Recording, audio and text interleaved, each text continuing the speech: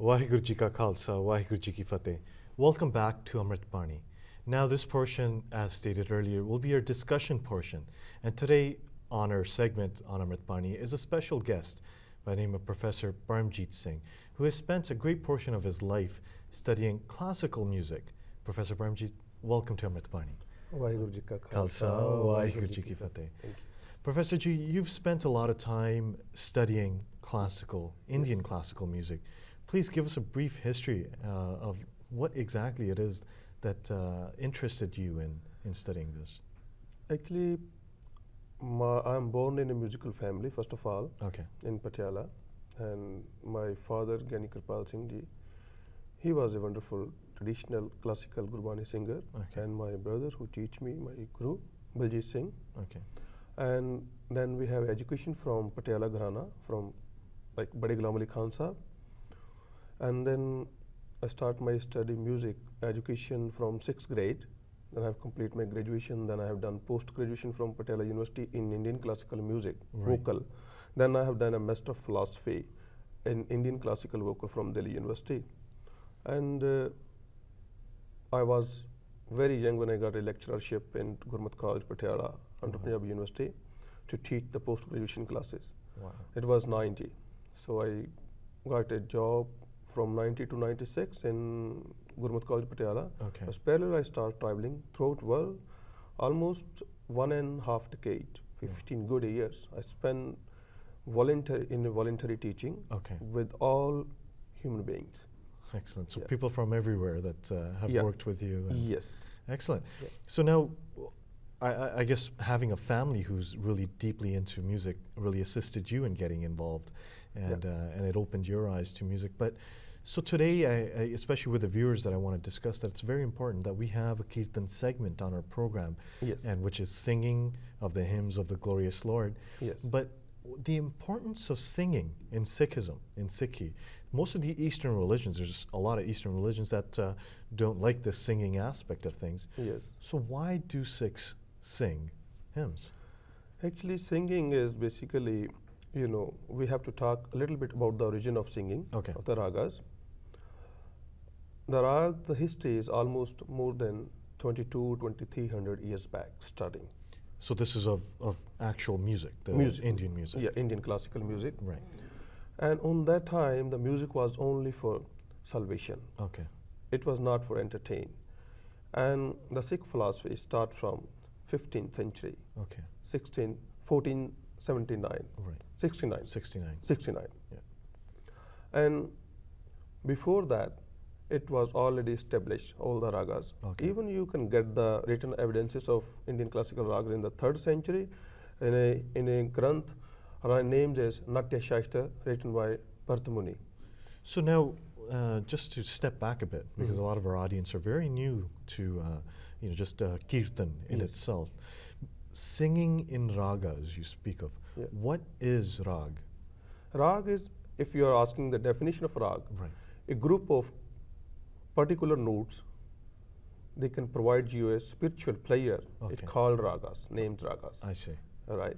And Guru Arjan Dev Ji, in the early 17th century, when they compiled whole Guru Granth Sahib. It's 1506, I believe it was? 1604. 1604. Then Guru Sahib gave all the discipline of ragas. There are, in the Indian classical, there is a strong time theory. There are 4 segments of the day and 4 segments of the night. Start from 6 to 6, 3 hours, 1 segment. So we have whole 24-hour discipline, that particular rags on that time: morning, afternoon, late afternoon, early evening, late evening, midnight, early morning. So pretty much the day is broken down into various segments. And so according to those segments or the times of the day, there's particular types of rags that are sung. But then in Guru Granth Sahib, you can see the 31 mukh rags, original one, and also around 31 the mixed ragas are there. So how many rags? There's 31 rags within the Guru Granth Sahib? 31 is the individual ones, major one, and almost 31 they are mixed ragas. Combination some rags from 2, from 3, like this. I see. Combinations of rags. So why was Gurbani composed in rags? What's the? Because the music, when the origin of music was, this is the cause is only for salvation. I see. And then Guruji compiled out the Guru Granth Sahib with the ragas. Yeah. Due to that, the rag was having the same target. I see. For the human beings. So Gurbani, this is a philosophy. The same thing. But music is a wonderful tool to get in touch, to concentrate, and talk with the nature, because music has its own universal language.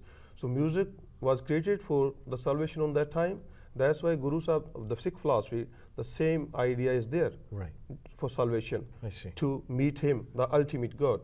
So that's why Guruji compiled all the Gurbani into the particular rags. That is very interesting, because I think we talk about the Punjabi word in itself is mukti. Yeah, mukti. And to obtain salvation is kind of the primary goal. Yes. And that's of any spiritual individual who wants to become spiritual, is to find that union between man and God. Yes. And so rag is kind of like that channel that we can pretty much penetrate through. Yeah, this all nature is there.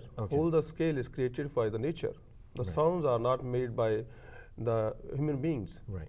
All the sounds, they just the production of the nature. So what you're saying is that practically everything and anything in existence works. There's some form of rhythm, some form of a song, or something that whole universe is in rhythm. I see. You can see whole the universe have a rhythm. If there is no rhythm, immediately you can destroy it. Whether it's the earth revolving around the sun or our heart beating every day. Every day. Even we are talking, when we are eating, there is rhythm in the body. Music is inbuilt in every human being. Oh, there's a huge science behind this, which of course, music has a wonderful science, and also the ragas history and the scales. One thing interesting for you, the whole scale is based on 22 microtones. Right. All right. And 7 original notes are there, 4 soft and 1 sharp. Okay. All right. Total 12 notes are there, but based on 22 microtones. I see. Well, let me tell you one thing. This scale, when you are getting the tones from Tanpura, which is a stringed instrument. Strings instrument. Okay. It's a super instrument of the Indian classical music. Okay. The true instrument, you can analyze your voice with the Tanpura where you are. Okay. Because if you are having help from the other instruments like accordion or harmonium, you can get support from them, but you are not doing originally proper singing is there. Okay.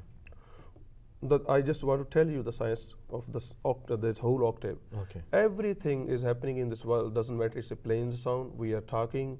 It's a driving. Every sound you can get from this scale. Okay. The 22 so microtones. Within the 22 microtones. Yes. Okay. No, this is excellent. Now I think pretty much that's the time that we have for today's segment. But this is a great. We're still water skiing right now because we haven't gone deep into the surface, below the surface about the musicology. Yes. But we will continue this tomorrow. So Professor, it's time for a short break. But I would like to have everyone join us tomorrow again as we continue our discussion with Professor Paramjeet Singh about Sikh musicology. Waheguru Ji Ka Khalsa, Waheguru Ji Ki Fateh.